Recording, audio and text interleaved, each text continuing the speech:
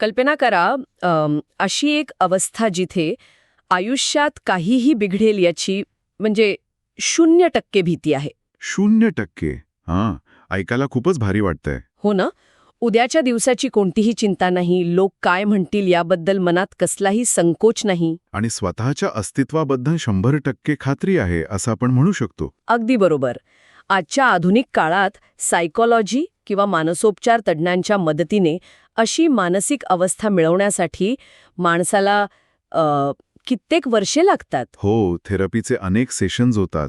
खूप मोठी प्रोसेस असते ती. पण 13व्या शतकातील महाराष्ट्रात एका तरुण तत्ववेत्याने या परिपूर्ण आणि निर्भय मानसिक अवस्थेचा फॉर्म्युला फक्त 4 छोट्या ओळींमध्ये लिहून ठेवला आहे. क्या बात आहे. म्हणजे हे खरंच खूप आश्चर्यकारक आहे. आजच्या आपल्या या सखोल चर्चेत आपण संत ज्ञानदेवांच्या श्री गुरु सारिखा आस्थाने पाठीराखा या अत्यंत प्रसिद्ध रचनेच्या अंतरंगात डोकावणार आहोत. नक्कीच. हा केवळ एक पारंपरिक मजकूर नाहीये, तर मानवी मानसशास्त्राचा, सुरक्षेचा आणि अंतिम मुक्तीचा एक असा मास्टर क्लास आहे जो आजच्या या प्रचंड ताणतणावाच्या काळात आपल्याला एक भक्कम मानसिक अवस्थेकडे घेऊन जातो. अगदी तंतोतंत.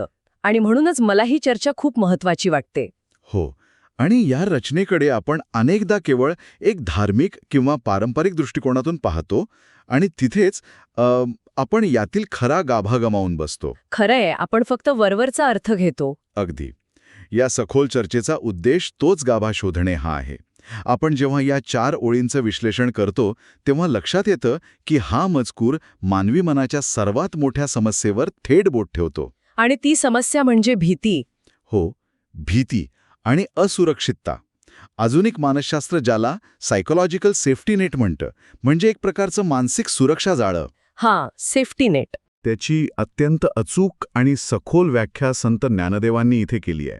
त्यामुळे वरवरचे अर्थ बाजूला ठेवून या शब्दांच्या पाठीमागे नक्की कोणती मानसिक प्रक्रिया दडलेली आहे हे समजून घेणं आजच्या अनिश्चित जगामध्ये खूप जास्त महत्त्वाचं ठरते. आणि म्हणूनच मला या रचनेची सुरुवात इतकी आकर्षक वाटते.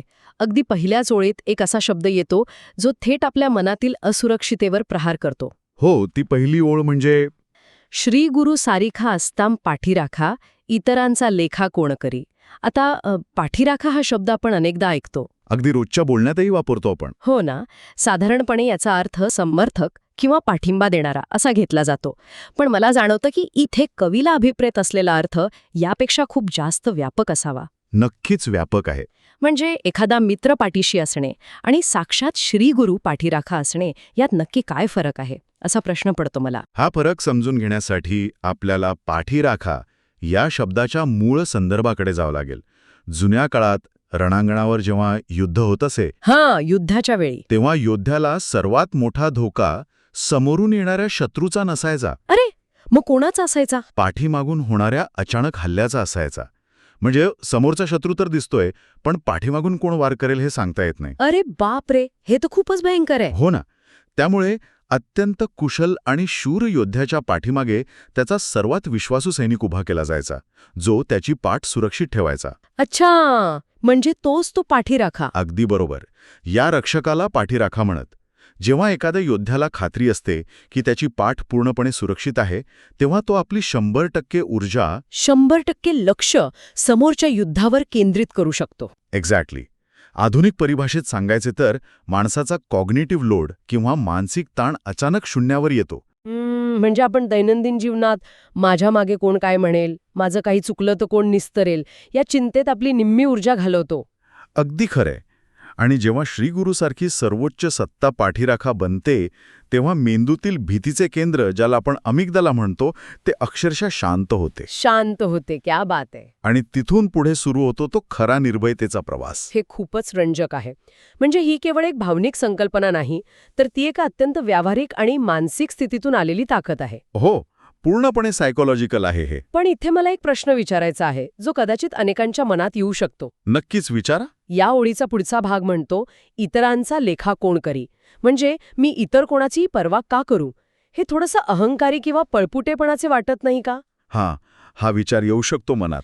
म्हणजे जर माझ्या पाठीशी सर्वोच्च सत्ता आहे, तर मी जगाला जुमानणार नाही, असा हा थोडा टॉक्सिक दृष्टिकोन होऊ शकतो का? हा खूप महत्वाचा आणि अतिशय रास्त असा प्रतिवाद आहे. कारण आजच्या काळात लोक इतरांच्या मतांना अजिबात किंमत न देण्याला स्वातंत्र्य मानतात. तसाच हा प्रकार आहे का? मी असा विचार करत होते. नाही, इथेच आपण अहंकाराची आणि खऱ्या आत्मविश्वासाची सीमारेषा समजून घेतली पाहिजे. इतरांचा लेखा न करणे याचा अर्थ जगाचा अपमान करणे किंवा बेजबाबदारपणे वागणे असं अजिबात नाही. अच्छा, मग नक्की काय अर्थ आहे याचा? बघा, अहंकार हा नेहमी असुरक्षिततेतून जन्माला येतो. जो माणूस आतून घाबरलेला असतो तोच जगावर ओरडतो आणि मी कुणाला जुमानत नाही असा दिखावा करतो. म्हणजे तो एक प्रकारचा डिफेन्स मेकॅनिझम असतो. अगदी बरोबर. पण इथे कवी ज्या स्थितीबद्दल बोलत आहे ती स्थिती पूर्णपणे वेगळी आहे. जेव्हा सर्वोच्च सत्ता पाठीशी असते तेव्हा आतमध्ये एक अथांग शांतता निर्माण होते. एक प्रकारची स्थिरता येते. हो, आणि या शांततेमुळे व्यक्तीला बाह्य जगाकडून मिळणाऱ्या व्हॅलिडेशनची किंवा मान्यतेची गरजच उरत नाही. म्हणजे लोक स्तुती करोत किंवा निंदा करोत त्याचा काही फरक पडत नाही. अगदी, त्या व्यक्तीच्या आंतरिक मूल्यावर त्याचा काहीही परिणाम होत नाही. हे जगाकडे केलेले दुर्लक्ष नाही, तर हे स्वतःच्या आंतरिक केंद्रात इतके भक्कमपणे उभे राहणे आहे की बाहेरील गोंधळाचा आवाज तिथपर्यंत पोहोचूच शकत नाही.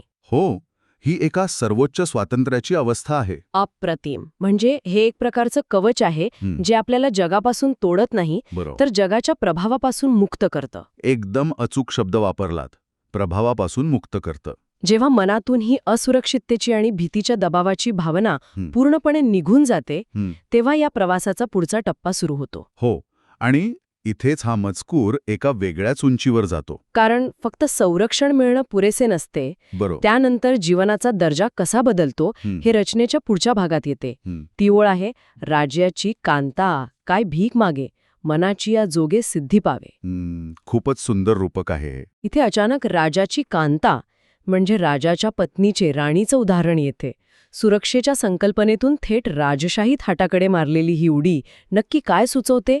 हाच तर या रचनेतील सर्वात मोठा क्षण आहे. म्हणजे एक प्रकारचं प्रकटीकरण आहे हे. कसं काय? इथे कवीने मुद्दाम राजाचं उदाहरण दिलेलं नाही तर राणीचं उदाहरण दिले आहे. याचा एक अत्यंत सूक्ष्म असा अर्थ आहे. राजा आणि राणी तसा काय फरक अभिप्रेत आहे इथे? बघा, राजाकडे सत्ता असली तरी त्याला ती सत्ता टिकवण्यासाठी संघर्ष करावा लागतो, राजकारण करावं लागतं, राज्याच्या सीमेचं रक्षण करावं लागतं. म्हणजे राजाच्या सत्तेतही एक प्रकारचा तणाव दडलेला असतो, भीती असते. अगदी. पण राणीची अवस्था वेगळी असते. ती केवळ त्या सत्तेशी जोडलेली असते. तिला स्वतः युद्ध करावं लागत नाही. बरोबर. किंवा संपत्ती मिळवण्यासाठी कष्ट करावे लागत नाहीत. ती राजाच्या सामर्थ्याची केवळ एक नैसर्गिक वाटेकरी असते. म्हणजे राजाचं जे काही आहे ते तिचंच आहे. हो, तिला कशासाठीही भीक मागावी लागत नाही, कुणासमोर रांगेत उभे राहावे लागत नाही.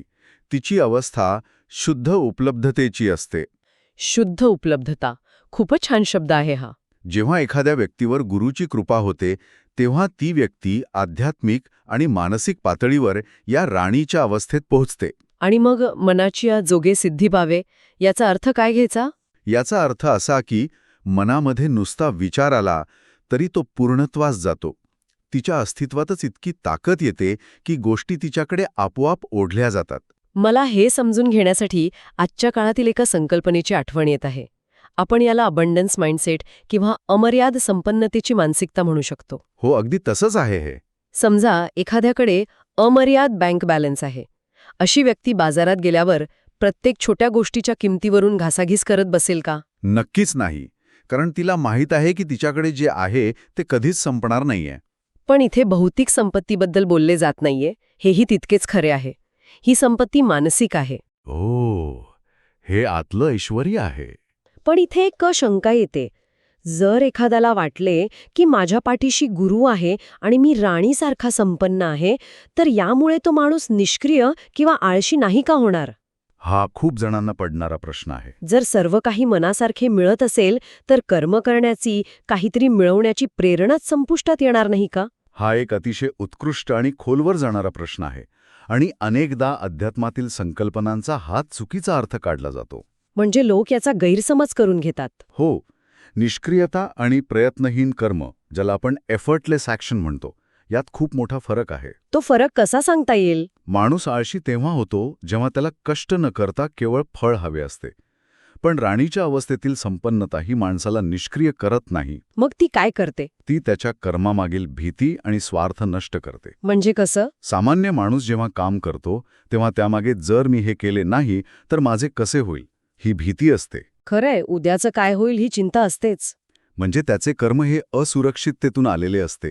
पण जेव्हा संपन्नतेची जाणीव आतून होते तेव्हा व्यक्ती काम करणे थांबवत नाही, तर ती आनंदाने आणि मुक्तपणे काम करू लागते.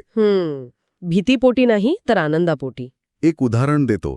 एक यशस्वी चित्रकार जो पोटापाण्याची चिंता मिटल्यानंतर चित्र काढतो तो आळशी नसतो. नाही, तो तर त्याच्या कलेच्या सर्वोच्च शिखरावर असतो. अगदी, कारण तो आता भीतीपोटी किंवा पैशांसाठी चित्र काढत नाही, तर तो पूर्ण स्वातंत्र्यातून नवनिर्मिती करत असतो. क्या बात आहे.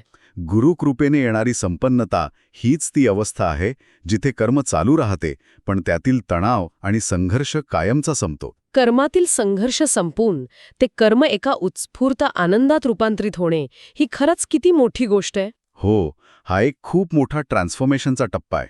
आणि मला वाटतं कवीला आपल्याला याही पुढे न्यायचं आहे. बरोबर, इथवरच थांबत नाही हा प्रवास. कारण भौतिक किंवा सामाजिक पातळीवरची संपन्नता राणीच्या उदाहरणातून स्पष्ट केल्यानंतर मजकूर अचानक एका पूर्णपणे वेगळ्या दैवी आणि वैश्विक पातळीवर प्रवेश करतो. पुढची ओळ खूपच गूढ आहे. हो, ती ओळ आहे, कल्पतरू तळवटीन जो कोणी बैसला, काय वाणी त्याला सांगी जोजी. इथे थेट कल्पतरू म्हणजे कल्पवृक्षाचं रूपक येते. अगदी.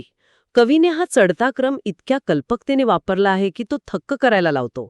सुरुवातीला पाठीराखा, जिथे भीती संपते. त्यानंतर राणी, जिथे संघर्षाची जागा सामाजिक आणि मानसिक संपन्नता घेते. आणि आता थेट कल्पतरू, जिथे मानवी मर्यादाच संपुष्टात येतात. होय, आणि हा चढता क्रम खूप जाणीवपूर्वक मांडला आहे. व्यक्ती थेट वैश्विक किंवा दैवी पातळीवर पोचते. कल्पवृक्षाची संकल्पना मुळातच खूप मोठी आहे. हो, कल्पवृक्ष हा असा पौराणिक वृक्ष मानला जातो ज्याच्या सावलीत बसून मनात जो विचार येईल तो तत्काळ मूर्त रूपात समोर उभा राहतो. म्हणजे तिथे इच्छा आणि ती पूर्ण होण्याची वेळ यात कोणतंही अंतर नसते. शून्य अंतर. जेव्हा कोणी अशा वृक्षाच्या छायेत जाऊन बसतो तेव्हा त्याला काय कमी पडेल? काय वाणी त्याला सांगे जोजी या शब्दात एक प्रकारचा गोड प्रश्न आहे. कवी जणू आपल्यालाच विचारतोय की तुम्हीच सांगा, अशा व्यक्तीला आयुष्यात कशाची कमतरता भासू शकते. अगदी. इथे गुरुची कृपा ही प्रत्यक्ष कल्पवृक्षासारखी आहे, जिथे मानवी मनाच्या सर्व मर्यादा संपून जातात. पण इथे खूप मोठी मानसशास्त्रीय गोम आहे असं मला वाटतं. कोणती गोम? आपण नेहमी पाहतो की मानवी मन हे एका हेडॉनिक ट्रेडमिलवर धावत असते. म्हणजे एकामागून एक इच्छा निर्माण होणे. हो, आपल्याला एक गोष्ट मिळाली की आपण लगेच दुसऱ्या गोष्टीची इच्छा धरतो. आपली भूक कधीच भागत नाही. खरंय? मग जर एखाद्याला कल्पवृक्ष मिळाला जिथे प्रत्येक इच्छा त्वरित पूर्ण होते, तर तो माणूस तर वेडाच होईल ना. हा विचार खूपच लॉजिकल आहे. म्हणजे तो सतत काहीतरी मागतच सुटेल आणि त्याला कधीच शांती मिळणार नाही. मग कल्पवृक्ष हे मुक्तीचे साधन कसे असू शकते? तो तर माणसाला इच्छांच्या दुष्टचक्रात आणखी अडकवू शकतो. अत्यंत भेदक विचार आहे हा. आणि नेमके इथेच या रूपकाचे खरे रहस्य दडलेले आहे.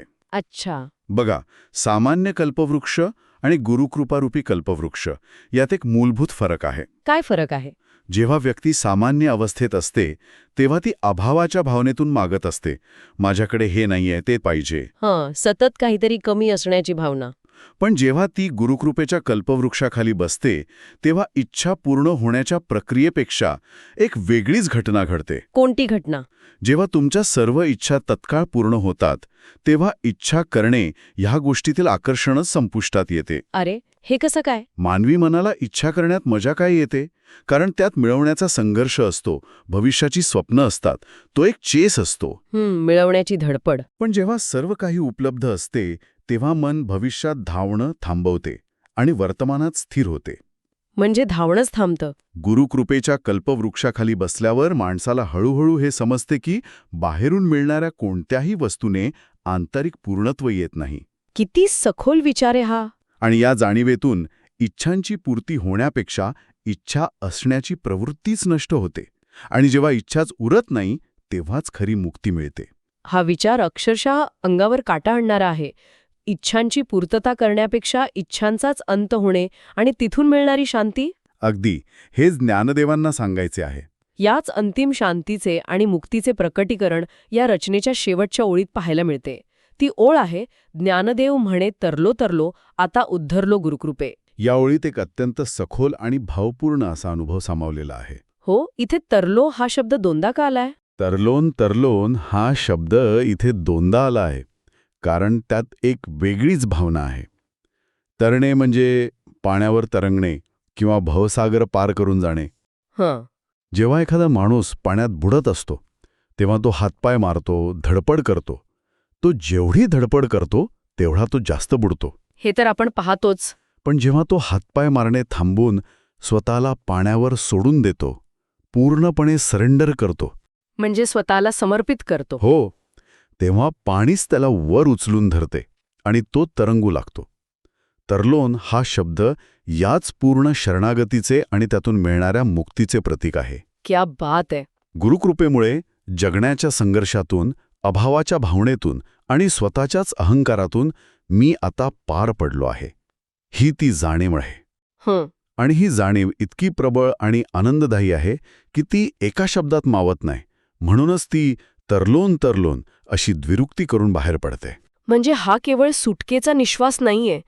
जेव्हा खूप मोठं संकट टळतं तेव्हा आपण म्हणतो हुश, वाचलो एकदाचा. हे तसं नाहीये. नाही, अजिबात नाही. हे एका शिखरावर उभं राहून जगाला ओरडून सांगण्यासारखं आहे की मला जे शोधायचं होतं ते सापडलं आहे. अगदी, हा एक सेलिब्रेशनचा क्षण आहे. हे एक विजयी आणि अतीव आनंदाचं प्रकटीकरण आहे. आता उद्धरलो गुरुकृपेने यातून जो ठामपणा दिसून येतो तो कोणत्याही संभ्रमाला जागा ठेवत नाही. हो, पूर्ण खात्री आहे तिथे. माझा उद्धार झाला आहे आणि तो केवळ आणि केवळ गुरुकृपेमुळे झाला आहे. हा एक अत्यंत कृतज्ञतापूर्ण आणि तितकाच शक्तिशाली निष्कर्ष आहे. बरोबर. आणि म्हणूनच आपण जेव्हा या संपूर्ण मजकुराकडे मागे वळून पाहतो तेव्हा आपल्याला एका मानवी मनाचा प्रवास दिसतो. एक अतिशय सुंदर प्रवास. हा प्रवास भीती आणि असुरक्षिततेकडून सुरू होतो, जिथे एका पाठीराख्याची गरज असते. तिथून तो मानसिक संपन्नतेकडे जातो, जिथे राणीसारखा अबंडन्स किंवा विपुलता अनुभवता येते. आणि त्यानंतर तो कल्पवृक्षाच्या छायेत जातो, जिथे सर्व इच्छांच्या पलीकडेचे जग खुले होते.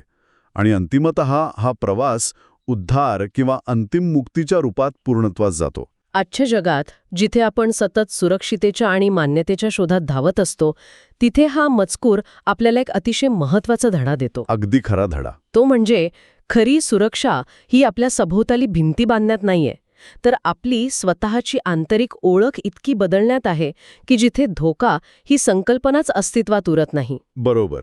जेव्हा तुम्ही आतून बदलता तेव्हा बाहेरची भीती आपोआप संपते. खरोखर ही चर्चा आपल्याला एका पूर्णपणे वेगळ्याच मानसिक पातळीवर घेऊन गेली आहे. आपण सुरुवातीला वादळाच्या आणि नांगराच्या उपमेबद्दल बोललो होतो. Safety net. ह्या चर्चेतून आपण हे पाहिले की खरी गुरुकृपा किंवा खरी आंतरिक ताकद केवळ वादळात जहाज स्थिर ठेवत नाही, तर ती त्या समुद्राची आणि वादळाची भीतीच मनातून कायमची पुसून टाकते. हेच या अभंगाचं खरं यश आहे. आणि जाता जाता या संपूर्ण प्रवासाच्या आधारे एक अतिशय गुंतागुंतीचा आणि विचार करायला लावणारा प्रश्न निर्माण होतो, जो मला इथे मांडायचा आहे. नक्कीच. कोणता विचार आहे तो? आपण पाहिले की गुरुकृपा ही कल्पवृक्षासारखी आहे, जिथे सर्व काही मिळते, आणि दुसरीकडे आपण म्हटले की याच अवस्थेत मुक्तीही मिळते. पण खऱ्या अर्थाने विचार केला तर जेव्हा माणसाची सर्वोच्च आध्यात्मिक प्रगती होते तेव्हा कल्पवृक्षाखाली बसून काहीतरी मागणे ही कृतीच संपुष्टात येत नसेल का? हा खूपच खोल विचार आहे. खऱ्या मुक्तीचा अर्थ मनातील सर्व इच्छा पूर्ण होणे असा आहे की गुरुकृपेमुळे शेवटी इच्छा करणारा तो मी किंवा इच्छा असणे हीच गोष्ट मुळातून संपुष्टात येते? इच्छांची पूर्णता की इच्छांचा अंत? अगदी तेच. इच्छांची पूर्णता की इच्छांचा अंत हा एक असा प्रश्न आहे ज्याचे उत्तर कदाचित शब्दांत सापडणार नाही, पण ज्याचा शोध प्रत्येकाने आपल्या आंतरिक प्रवासात नक्कीच घ्यायला हवा. अगदी बरोबर. हा शोध प्रत्येकाचा वैयक्तिक असणार आहे.